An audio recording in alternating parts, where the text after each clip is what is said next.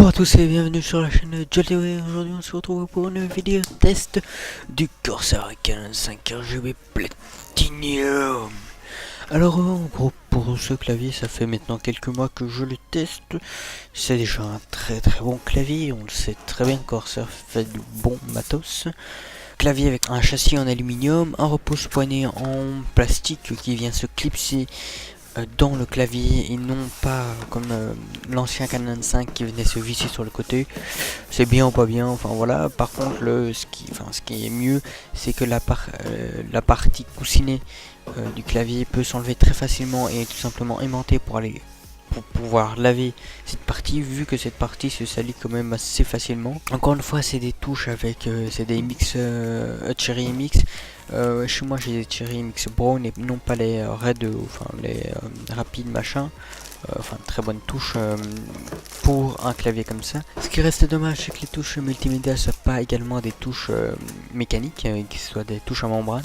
C'est dommage. Le gros point négatif de ce clavier, c'est forcément qu'il y ait beaucoup moins de touches programmables que l'ancien Canon 5, alors qu'il coûte le même prix, qu'il est le prix de 124,99€ sur Amazon. Sinon, donc ce clavier, au niveau du software, il s'améliore de plus en plus, mais c'est clairement le software pourrait encore s'améliorer. La barre de LED au-dessus du clavier n'est pas spécialement ce qu'il y a de mieux, surtout qu'il y a des endroits c'est un peu plus sombre et enfin elle n'est pas tout à fait uniforme, donc c'est pas très beau.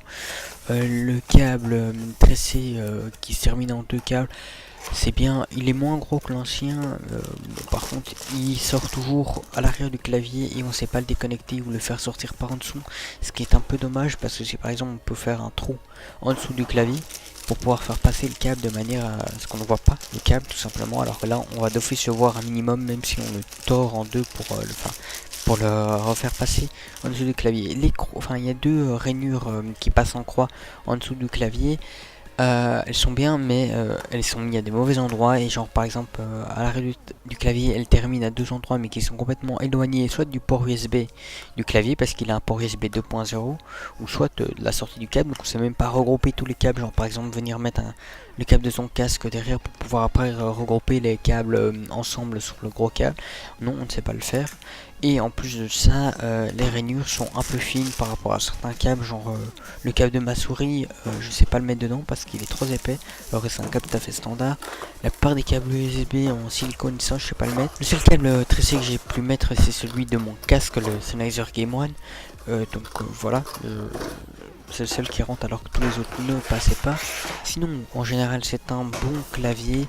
Attention, de temps en temps, les touches programmables et tout ça ne fonctionnent pas. Genre, par exemple, quand il y a eu la dernière mise à jour de Windows, pendant cette mise à jour là, les touches étaient hors fonction, je savais pas les utiliser. J'attends que les mises à jour d'après pour voir si c'était le clavier qui déconnait ou si c'était la mise à jour. Et donc, oui, c'était la mise à jour de Windows, parce que le Corsair UTL Ninja il m'a pas demandé de faire des mises à jour.